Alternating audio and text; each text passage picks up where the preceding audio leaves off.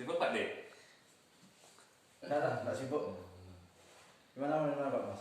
Nih ada yang mau diomongin sedikit ya, minta solusinya lah. Solusi. Heeh.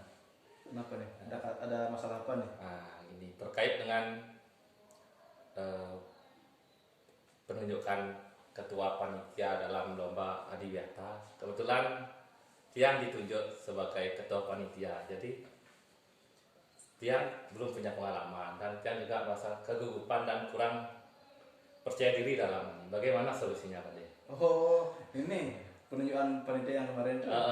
Iya betul. Pantas Pak Mas itu terlihat kemarin itu agak murung setelah rapat kemarin itu agak gugup kelihatan. Iya betul. Ternyata ada masalah gitu ya. Ya, itu. Oh, gitu.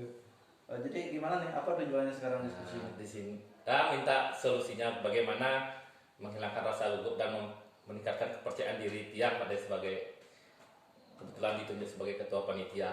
Oh, gitu. Jadi karena gugup, kemudian tidak punya rasa percaya diri. Tidak percaya diri kenapa ceritanya? Nah, kebetulan kan Tiang di sini jadi guru junior ya. Nah, kita juga baru mengabdi beberapa tahun dan juga banyak guru-guru senior di sini.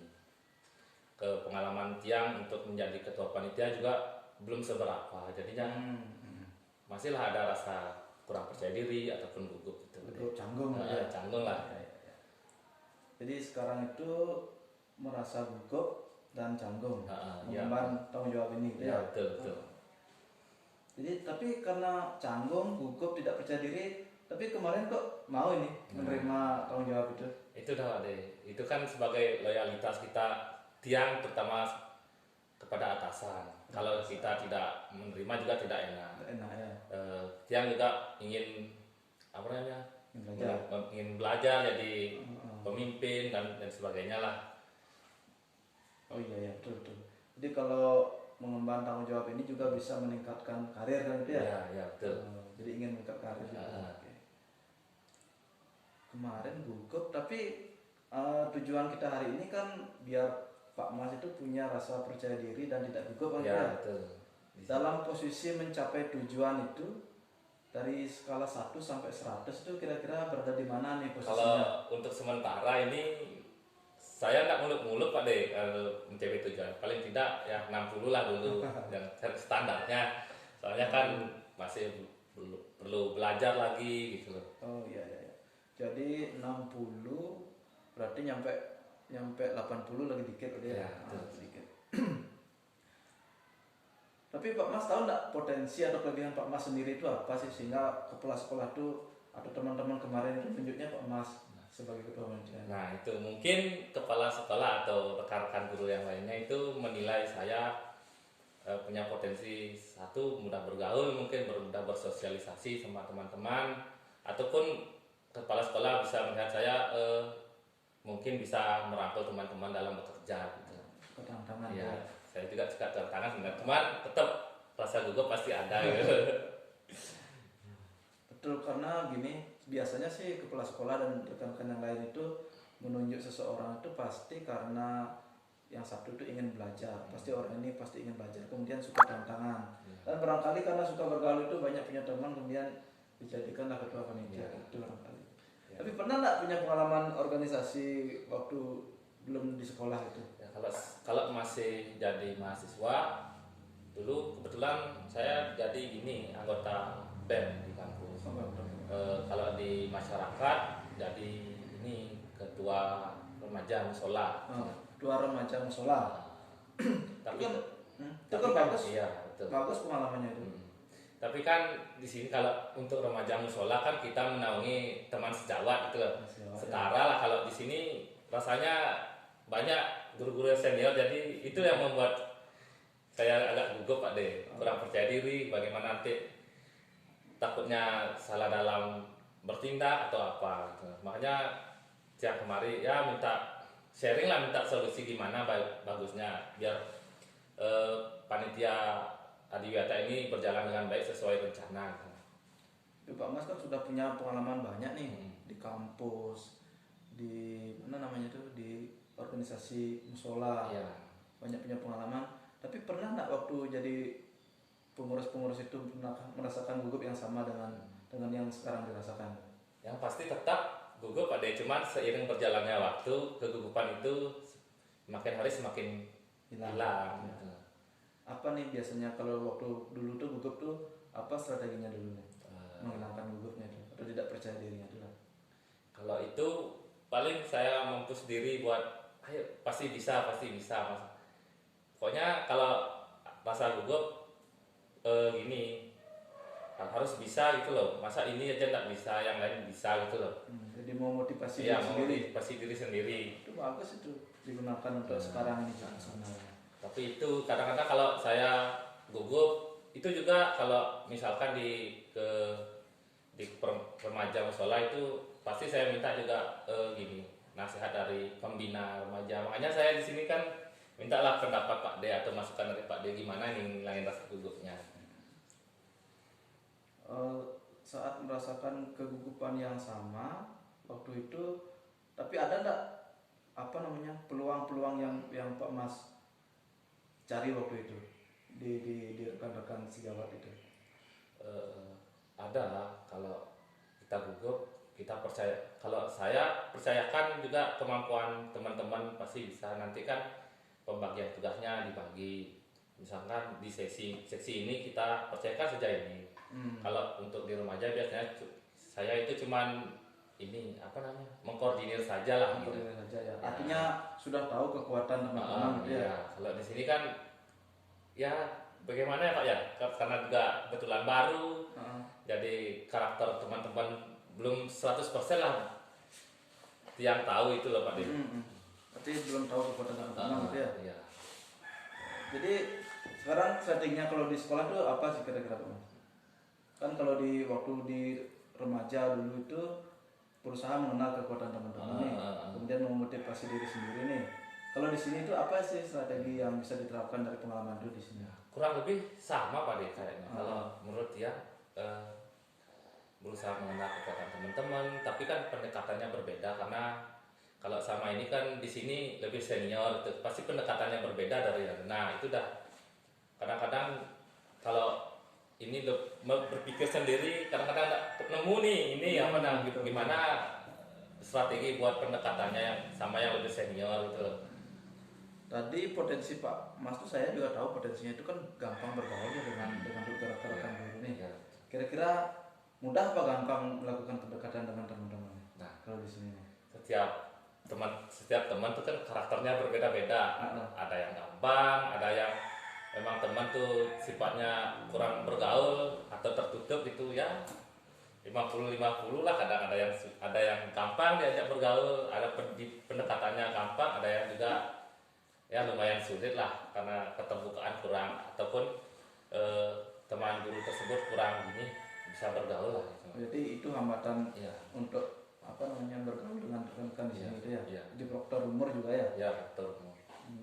Masih ada, kalau ada faktor umur kan ada gap lah gitu Pak De.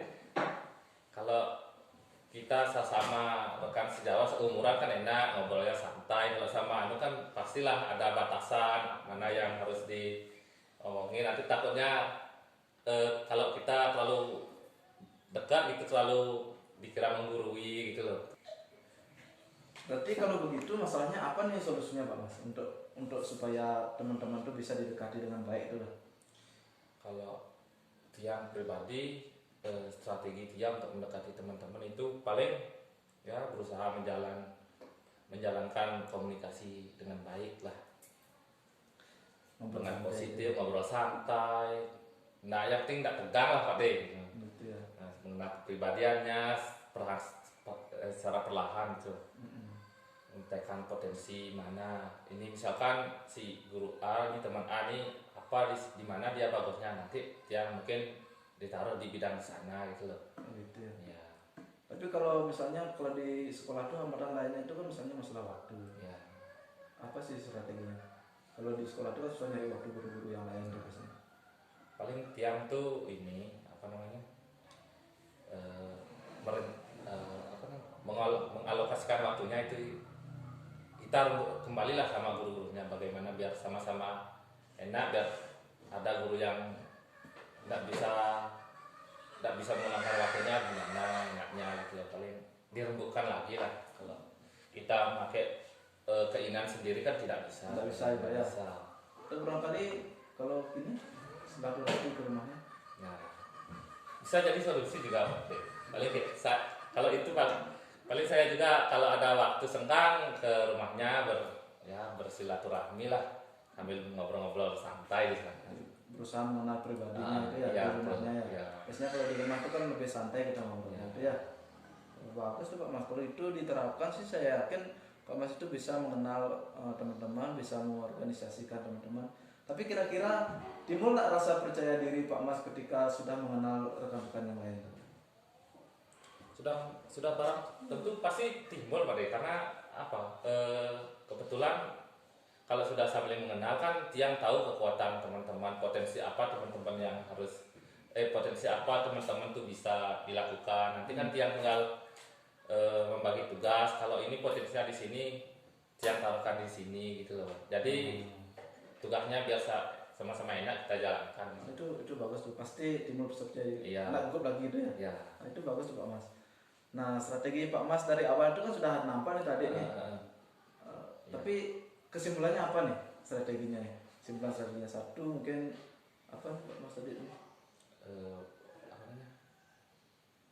Menjalin Menjalin komunikasi ya. Nah, Lebih mengenal kepribadian teman-teman gitu.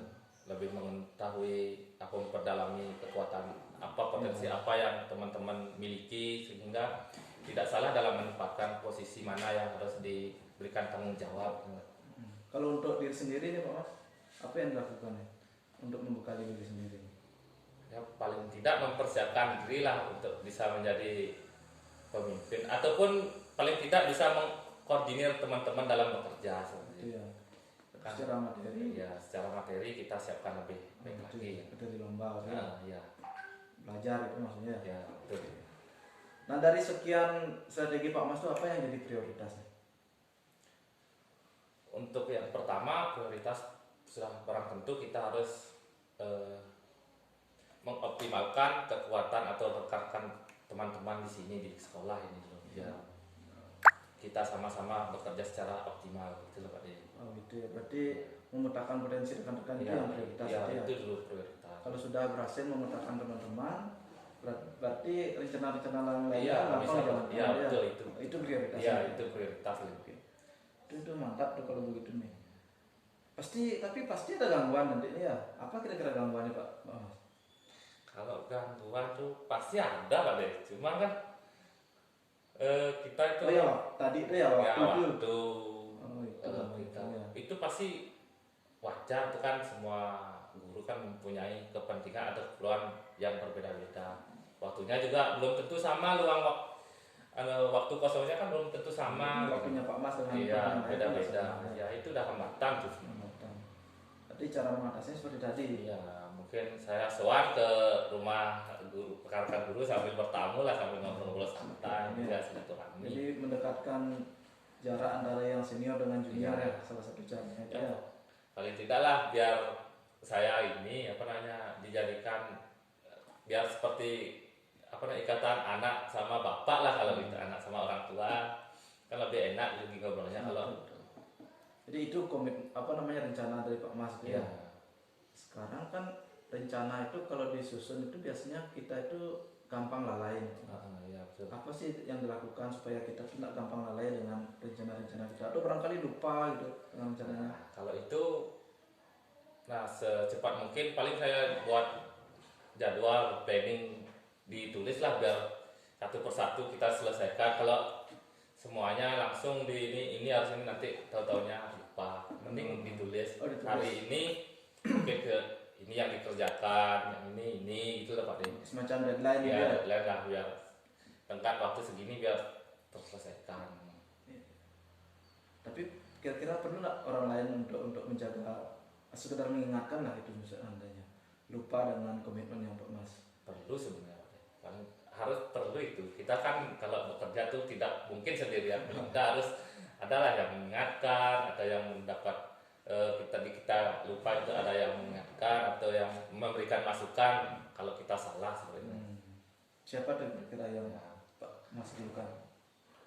terutama Pak Kepala Sekolah, nah Pak D sendiri sebagai rekan dia, ataupun guru-guru yang lainnya gitu loh Pak D. Kalau misalkan tiang salah ataupun lupa dalam kegiatan tiang, ya paling tidak ada yang mengingatkan. Terutama itulah Kepala Sekolah dan Pak D juga, guru lainnya pun juga bisa seperti itu mengingatkan tiang. Jadi kalau saya sih mau aja Pak Mas, karena kan udah tahu masalahnya nih, barangkali nanti bisa mengingatkan kalau Pak Mas dulu buat deadline rencana itu, kasih aja nanti saya, kemudian saya nanti yang mengingatkan, oh ini deadline-nya udah hampir sampai nih gitu misalnya, deadline berikutnya. Siap Pak D. Terima kasih Pak D.